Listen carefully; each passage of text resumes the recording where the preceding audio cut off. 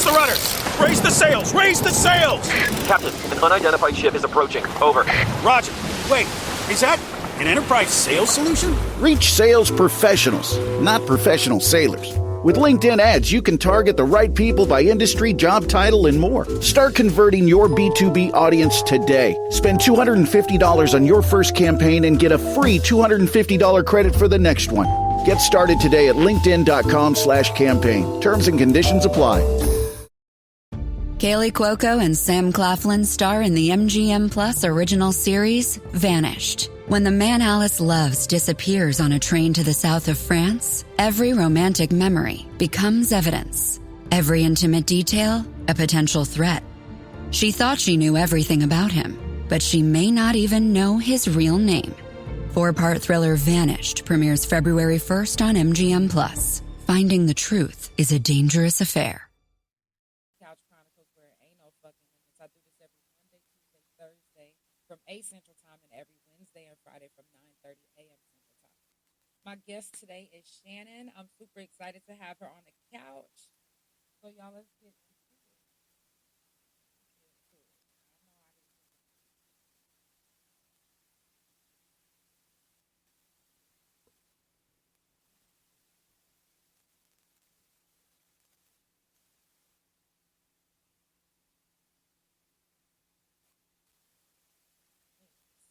Can you tell everybody who you are and where you are from? What's up? I'm Shannon. Nervous? Oh yeah, A little bit, yeah. I'm Shannon. From Hawaii, I guess. Military, so been all over the place. I did graduate from MW though, Midwest City. Okay. Gotta represent. Mm-hmm. When's the last time you've been to Hawaii? 2018. Okay. Do you see a big difference in Hawaii than in Oklahoma? Yes. What are the differences that you see? Hawaii is expensive, but it's also beautiful. So you pay for paradise. You know what I mean? Right. But yeah. Okay. Now, do you believe that paradise is here in Oklahoma as well? I believe paradise is anywhere you make it. Mm-hmm. Right. Yeah. Okay. Yeah. You Now, can what live all? in your own paradise. Facts. You know? Now, what all do you do? I work healthcare. I'm a coordinator, appeals and grievances. That's what I do. Okay. Well, the reason why I ask is because a lot of people don't mention this because they don't think it's important, but you mother. Yes. And it's very important because I feel like as a mother, mothers don't get enough interviews as mothers. You know what I'm saying? Sure. It's always like focused on, excuse me. It's always like focused on the things mostly that they're into. It's never about what they go through as a mother. So today we're not going to just talk about, your life, but we're going to talk about you being a mother. Like, it's cool. I love that you work in healthcare and everything, but you're a mother. You know what I'm saying? And a lot of mothers don't get to speak as mothers on, just motherly subjects. Right. So, how many kids do you have? I have one. Okay. All right. Now, how easy is it for you to talk to your son? Me and my boy, we have a real good relationship. Mm-hmm. I'll be real with you. I'm more like dad. Okay. If you really want to know. No. That's actually one of my questions. Yeah. And the question actually is, like, do you consider yourself a stud or do you consider yourself a STEM? I consider myself me. Okay.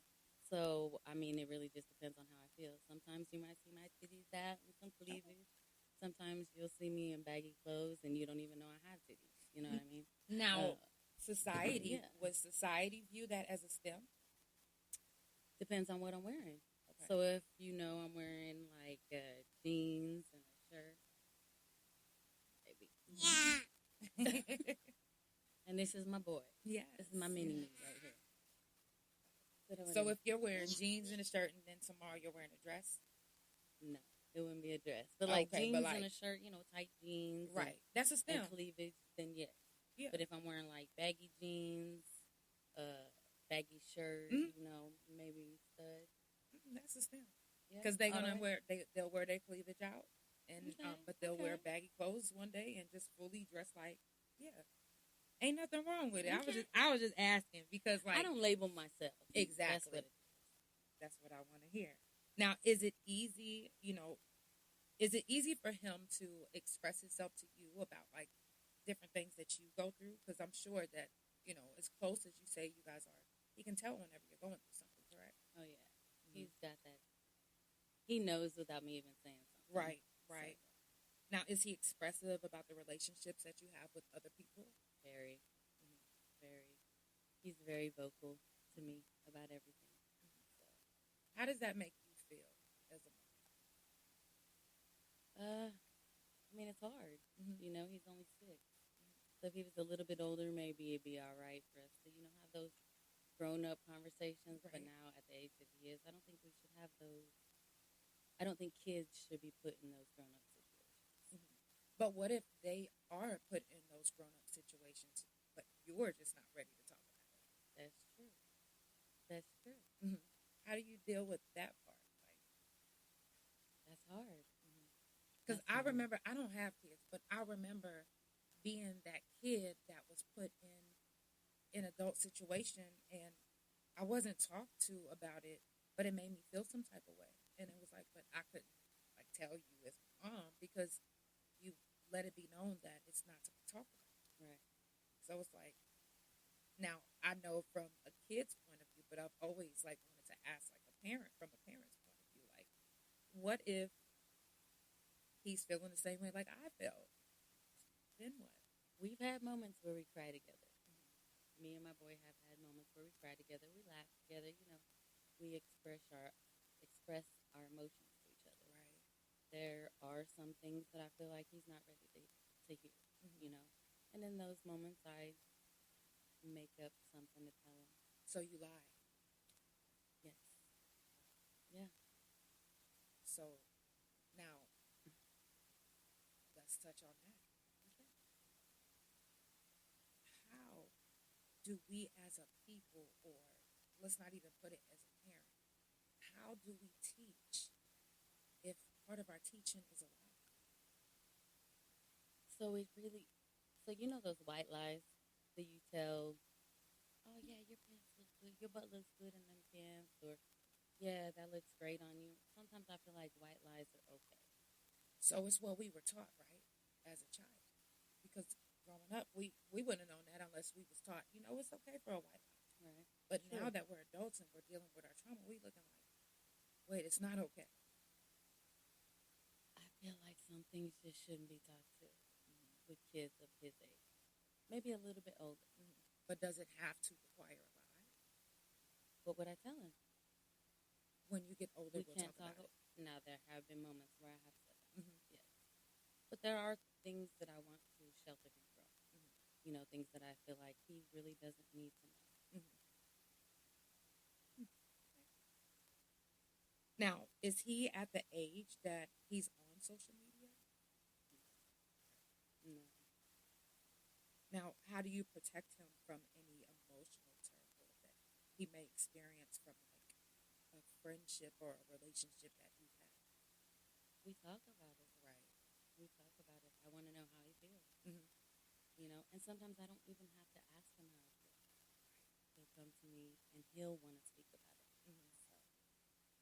Now, for a parent that may be watching that don't know how to kind of like navigate through that, what are some pointers that you can give? Don't talk bad about the other person. Don't tarnish their image to him. Let him see for himself. Again, not everything needs to be talked about. Certain things need to stay between the adults in the situation. Right. That's exactly. That was actually a really good answer. Because some people, they just, because we all know hurt people hurt people. So it gets easy sometimes to try to tarnish somebody's name, especially whenever you feel as if your character is already being attacked first. So it gets easy for you to kind of, but we have to start practicing right now not to use our emotions and try to hurt somebody else just because we're hurt. And it might not even be about heard about something that they actually did. You might be heard about something from something else from a long time ago. But it doesn't give us excuses or an excuse to hurt other people. So I commend you for saying that, because we can't do that. We can't tarnish other people's names, especially whenever it comes to, our kids, baby mama, baby daddy. That's why it's a lot of drama when it comes to baby mama, baby daddies, because one or the other wants to tarnish the other's name to the child. And now y'all putting a child in a sticky situation because they don't know how to feel. You're forcing them to feel a type of way. And it goes back to, being taught certain things or, it actually being put into your head, and that's not your real feelings. Like, as a kid, I didn't want to tell a white lie, but I had to, And that's something, too, that you have to get used to, because when you argue in front of the kid, he hears everything. And I've said some things that I can't take back. I'm not perfect. Hurt people, and I have hurt people. So. But it is something that you have to learn when you go through that breakup. That when you fight and argue, go to the next room. While you're on the phone with him, go to the next room. He don't need to hear that. When you're in the same house, it's kind of hard to go into the next room when the argument gets so loud that he can hear it. Doesn't matter where he is. Okay, so that's something that I did. Right. And you know what? Another thing is that'll kind of help with that is like, why y'all on the phone? What you mean? Like, if you were on the phone with somebody arguing with them, what is yelling? How does yelling get your point across? You know what I'm saying? You could and still get your point across. You know what I'm saying? Yeah. So then you wouldn't really have to go to another room. Because it's all about tones with kids. I know for me, like, if I hear somebody, just regard anywhere, like, I'm like, kind of like trying to hear. So if you like talking to me, just like hearing. But when you got an only child, he's ear hustling every single conversation. Don't matter if it's a bad conversation or a good conversation. He gonna listen to it. Right. Now, what was your life like growing up? My daddy raised me, actually. Mm-hmm. Yeah, my mom left when I was 4. My dad took my sister and I with him, and my daddy raised me until he married my stepmama, which is my mom. I did not know my real mom until I was 20. For 16 years, didn't know if she was dead or alive. Now we have a really good relationship. My mom's actually been my backbone through this. So, love you, Mama. Now, I do want to ask, growing up, did it hurt you? What was your mental, having? No, really. I'm just curious. Yeah, I had anger issues. Still have anger issues. Going through counseling for that, but I had anger issues. I held a lot of resentment. I was a pretty messed up little kid, really. I was the kid that everyone else's parents told them to stay away from. I was the bad kid. Now, I do want to touch on the anger issues. Mm-hmm. Explain when you say anger issues, because sometimes people say anger issues and they mean like I'll cuss anybody out, or sometimes people mean anger issues and they mean like I'll punch the wall, I'll break whatever you have. What do you mean? All of the above. Yeah. I go into a dark place when I have my anger. And yeah, there were holes in walls. There were a lot of yelling. There was a lot of it. When did you notice that behavior started? Oh, I was young. Did you at the time get counseling for it, or yes? What was your outlet? You say counseling? Yeah. Some people don't believe in it, especially at a young age. What are some ways now that you can deal, or that you can give pointers on dealing with past trauma? Ooh. Do you still deal with flashbacks? All the time. just say, don't let it take you. You know, you can't change the past. As much as you want to, you can't change the past. You can change the outcome of the future, but you cannot change the past. Now, once you get in, that dark place that you were just speaking on, how hard is it to come back? Because I'm going to speak on me. When I caught my case, I didn't really just was like, I'm about to go shoot this man. I was just like, he raped me, and I want him to. I guess I wanted to face him, to make him go turn himself in or something. I don't know, but I went into a dark space when I seen that my brother, whom I already told you what your friend did to me, my brother was there chilling with him. That's what put me in my dark place, and I couldn't take myself out. Obviously, I went to prison, but what are some pointers? Like, what helps you to get out of that dark space? Like, how long do you find yourself in that space? It really just depends on the situation. There have been times where I can snap out really quick. Right. There's times where I drag it. I've been told that I drag shit. But you did this. Is it because you feel like you drag it? Or is it because other people say? Oh, I know I drag it. So then what's this for? Because that's the words that I've been told multiple times. But if you know that you drag it, then why do we do these? True. Okay. Let me get rid of them. I'm just asking. But no, you're right. Mm-hmm. You're right. Yeah. No, I do drag it. But really, my boy gets me out of a lot of stuff. Brings me back. Now, why do you believe that you drag? To be honest with you, I don't even know. I think I'm so mad that, and then you ain't mad? Right. You ain't even mad? Okay, I get that. Fuck that. Let me get you mad. Let me show you why you should be mad, too. Yeah. You know what I mean? Like, this ain't even bothering you? Hold on. Let me tell you why it should bother you. Right. And then I just drag it, and I don't know.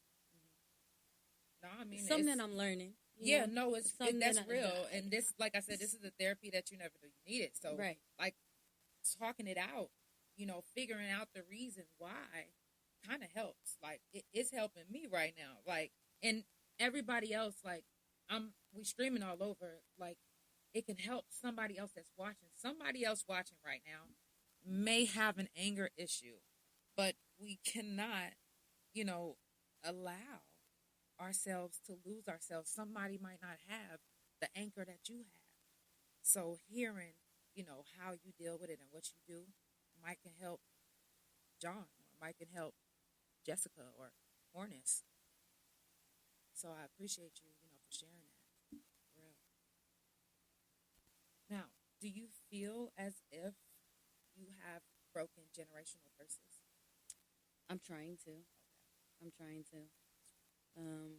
It's not hard. I mean, it's not easy. It's something that's really hard to do, because a generational curse means it's not just started with before you. Facts. It started with before them, before you.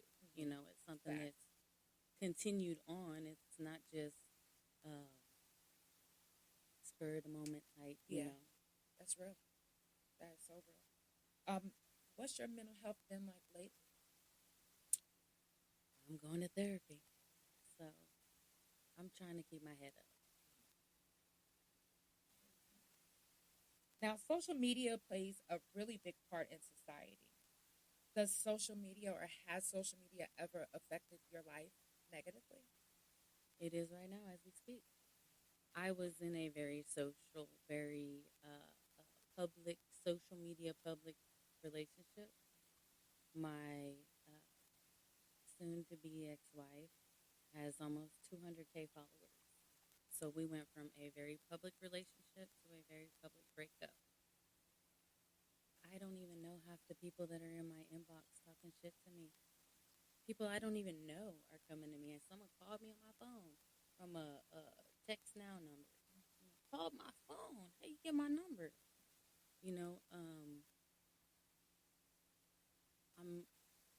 It's hard.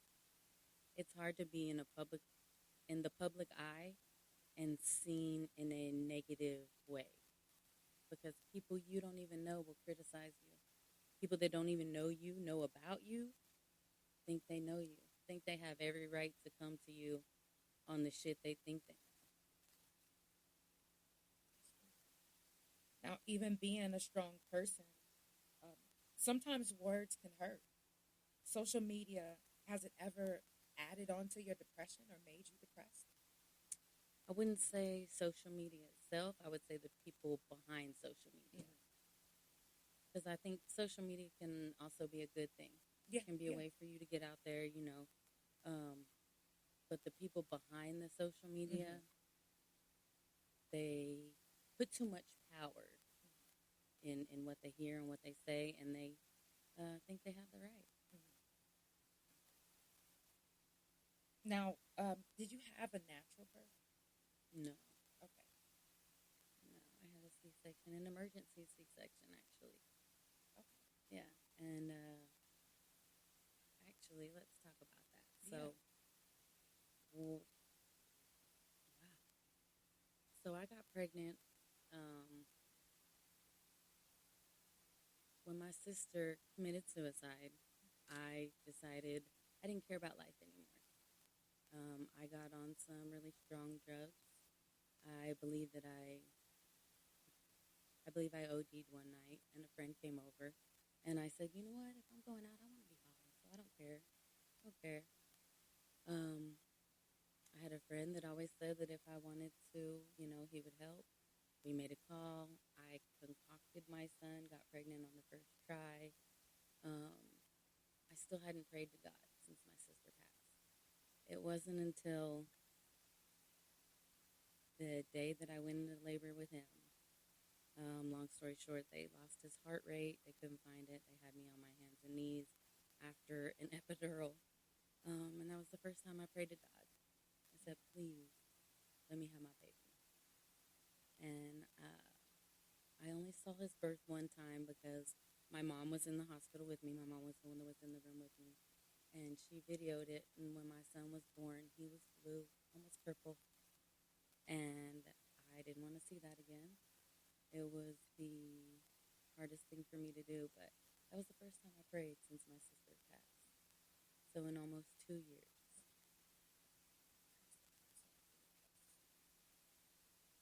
Did you experience postpartum? Actually, I didn't. I was a happy mom when he was born. But, and I don't mean but, because they say everything, but that's my shit. I mean, but was it a planned pregnancy? Like, it was something that you wanted, but whenever you was experiencing it, was it something that you was like, okay, yes, this is actually what I want? After I had him, yes. Before I had him, I had so much anxiety. And still to this day, he does not stop moving. But he did not stop moving when he was in my belly. So when he did, I would panic. I would have this really, really bad anxiety. And to the point where I wanted to get a Doppler so that I could, hear him. But, yeah, I had really bad anxiety. I was by myself, so I was a little depressed during the pregnancy. Not only that, I was 38 years old when I had him, so they considered it a geriatric. Right. Oh, wait, let me not do that. But no, I am not geriatric. Never mind. Right. No, I know, because I was just reading up on that, because I was like, oh, wow, but they actually lowered the age, because I think it used to start at 40. Well, 38, damn. No, the geriatric one. I know. Yeah, I think 38. I shouldn't be no geriatric. Yeah, they lowered it down. I think 38 is or 37 is 37. I don't know what it is, but I just know they. Anyway, I was an old lady when I had him. But yeah, it was a tough pregnancy. But after, it was a breeze. It was like it was second nature to me. And then I worked from home, right? So I mean, he was literally on all day. Yeah. So. Now, for a mother watching that may, be new to like relationships around their kids, how do you deal with, bringing new people, even friends, because friends fold on a daily. So how do you deal with bringing new people around? Honestly, I've only had one, And oh my God, he ran with it. I mean, he is so funny. He's my best guy. Like I said, Right. we're like two bachelors in the house. It's so funny. But he's my dude. It is hard though to bring people around him. One, I don't trust anybody around him. He's a very handsome kid, and there are weirdos out there. Yeah. That being one. But I also don't want him to get attached to anyone that's going to leave him. You know, that's happened way too many times, and I'm not. No. Don't want to do that to him anymore. Right. So. I mean, and it gets hard, and it's like, especially if you're dealing with your own emotional things, mental, and but he's not really speaking. She's not really speaking to me about that specific part. So how do I know if it's mentally affecting him? Like, how do you tell if it's like mentally besides tears? It's just the way he acts. You know, he asks a lot of questions. Questions that I covered. You know, I don't want to break his heart any more than what it already is. But you can definitely tell in the way that he acts. He's always happy, always hyper. And there's moments where you can tell he's just sitting there thinking about something. Right. Something's going in that little brain. Right. So you got to pay attention not just to what they say, but how they act. Right. Now, what are some fun mom things that you guys like that you can tell like another mom that? So let me tell y'all about this boy. He is a laser tag king. We have gone and played laser tag, I don't know how many times, and he wins every time.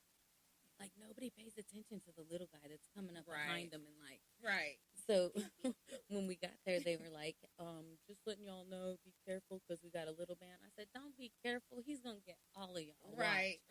And every single time. I mean, grown-ups. So we love to go play laser tag. He loves bowling. We try to do fishing, but I'm terrified of anything that crawls on its belly, so I can't do the worms. But he loves to fish.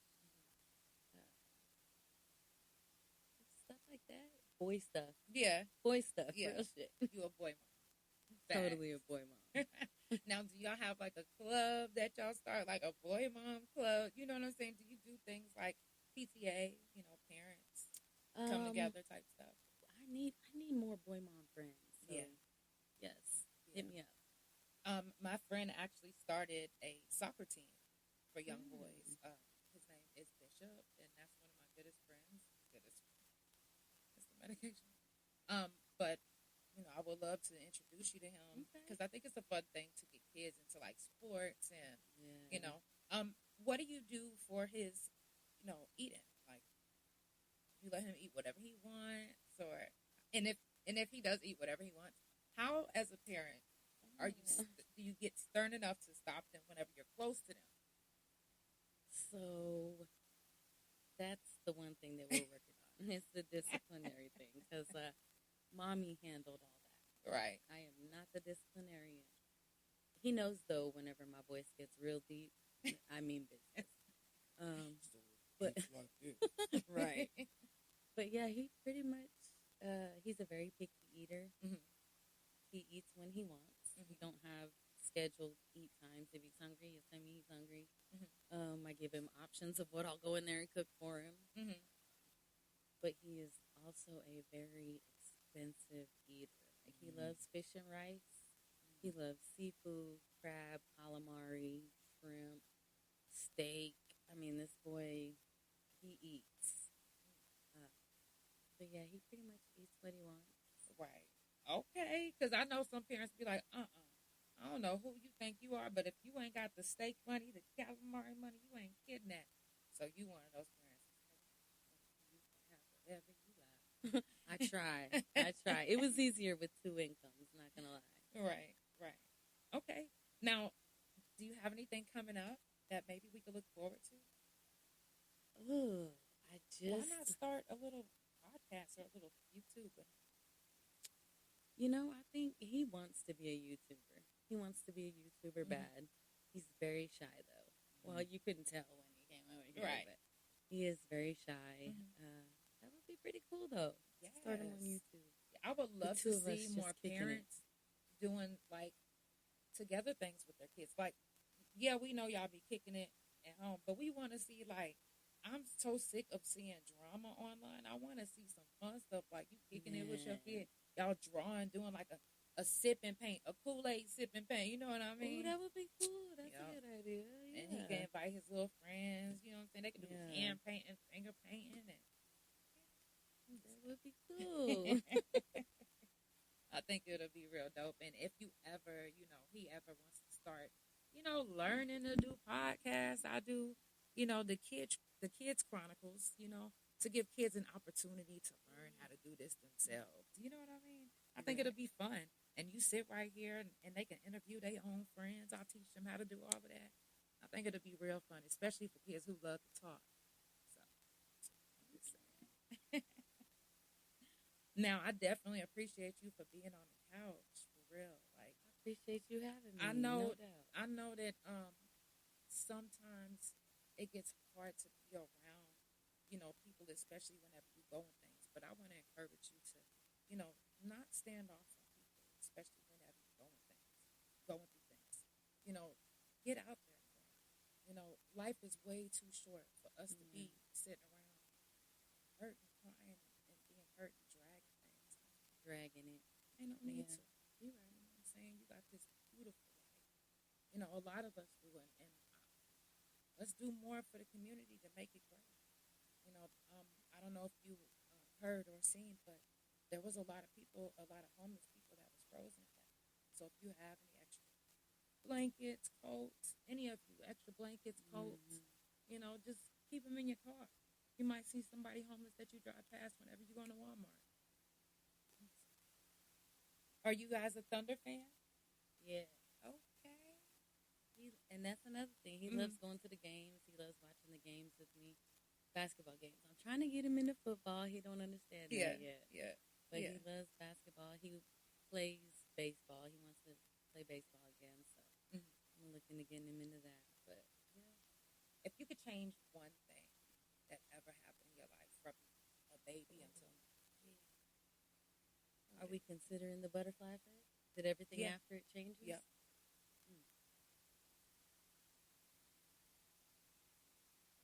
is one of the hardest questions. One of the hardest questions I've ever been asked.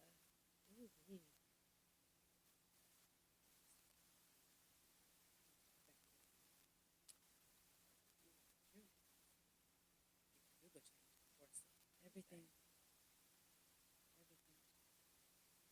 no matter which part you choose or what. That's hard. Because a lot of stuff, I wouldn't have him, I honestly think if I can go back and change one thing, it would be when my sister asked me to move to Hawaii after her first attempt. I would have.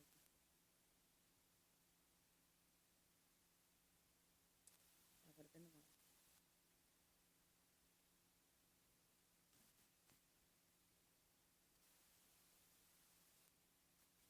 My last question.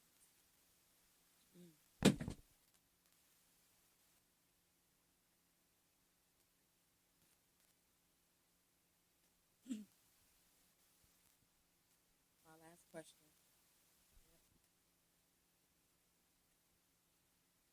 If you was to die today, what is your legacy? That boy right there. That boy right there, he's my mini-me.